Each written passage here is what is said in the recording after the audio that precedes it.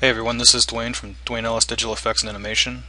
I'm just going to do a quick tutorial on how to do some simple image enhancements. It's along the lines of color correction, but it's not the exact way you should be doing it. So let's just go ahead, we'll try it out. First thing you do is rename your original layer.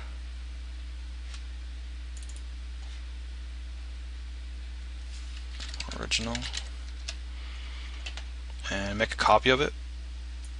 And we'll call that one CC for color correction.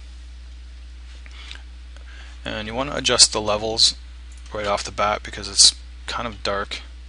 So what I generally do is I'll pull the white up to wherever the last part of the histogram shows, and then I'll go to the middle, adjust that. But you don't want to go too bright because we're going to adjust something later on in the image. And then change the dark a bit. So that looks about where we would want it to be. Now the next thing you're going to do is you want to go to Image, Adjust, and you want to change your color balance because there's an overall tint of blue and we want to correct that to be more realistic.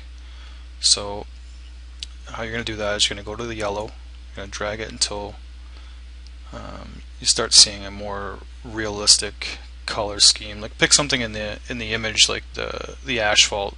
You'll be able to tell right away when you start getting close. It's going to need a bit more red, and that asphalt looks actually pretty good like that. So hit OK, and you can shut the layer on and off to get an idea of what the changes look like. So we're already looking pretty good that way. So now copy the CC layer and rename it to Bloom. And what you want to do here is go to Filter, Blur, Gaussian Blur, and you want to pick some radius that still allows you to sort of discern what's in the scene, but blurs it to the point where it's going to be nice and fuzzy. That looks to be about right, so we'll accept that. And then you want to change your blend mode to screen. And at 100% that blows it out, and you don't want it to look like that. It's a little too much. So if you bring the opacity of that layer down to about 50, it's still a little bit over bright, but from this point you can actually go back up to image and change your levels.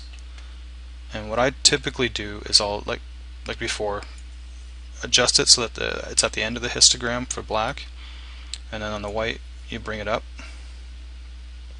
and then you can generally mess with the one in the middle to pull the overall brightness down. That looks to be about good. So we'll accept that, and then I make a layer and drop the two layers in, the bloom and the CC, and that allows me to change it on and off to see the difference, which is pretty substantial. And that's it.